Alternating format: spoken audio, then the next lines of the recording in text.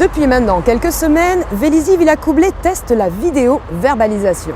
Inquiets, les habitants de la ville s'interrogent, pourront-ils continuer à déambuler dans leur commune sans être ultra observés par un poste de police Big Brother? Nous avons interrogé le maire Pascal Thévenot sur les tenants et aboutissants de cette expérimentation. En fait, c'est plus mettre de l'intelligence artificielle pour optimiser le CSU, donc toute l'exploitation des images et la vidéo-verbalisation. En fait, c'est un grand mot, mais on ne peut pas tout vidéo-verbaliser. Les excès de vitesse, par exemple, ça ne peut pas se vidéo-verbaliser. Nous, ce qui nous intéresse, c'est tout ce qui est le tapage nocturne. Ça permettra de le visualiser. Si on rajoute du son, ça peut être aussi le wheeling, ça peut être le wheeling, la moto qui fait une roue avant et qui embête tout le quartier, ça peut être le sens interdit, ça peut être le feu qui n'est pas respecté. Donc voilà, c'est toutes les incivilités et ce que j'appelle les voyous de la route. C'est pas ça pour prendre au piège qui que ce soit.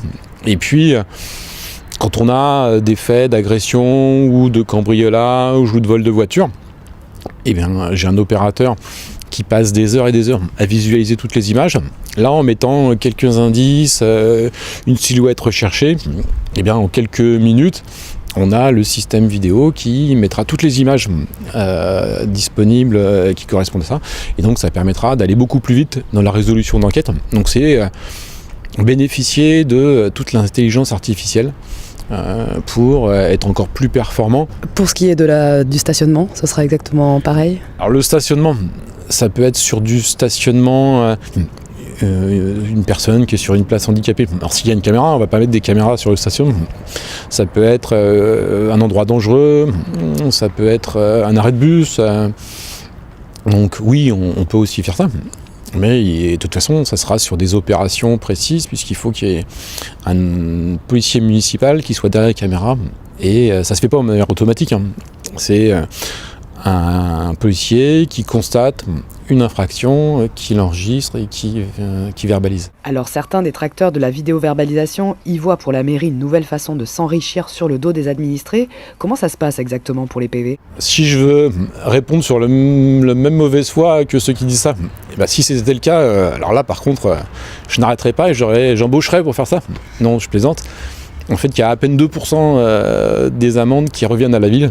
Donc il est clair que le coût de la verbalisation et même l'équipement portatif n'est même pas remboursé parce qu'il nous revient des amendes. Donc c'est l'État qui s'enrichit. Donc je ne le fais pas pour enrichir l'État, parce que encore si ça nous revenait. Mais non, il y a les amendes, il n'y a aucun retour sur la commune.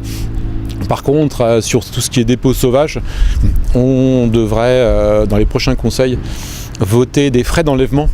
Et ce qui ferait que dès qu'on prend quelqu'un en train de déposer des déchets sur la voirie, on l'interpellera et il y aura des frais d'enlèvement et là qui seront touchés par la commune.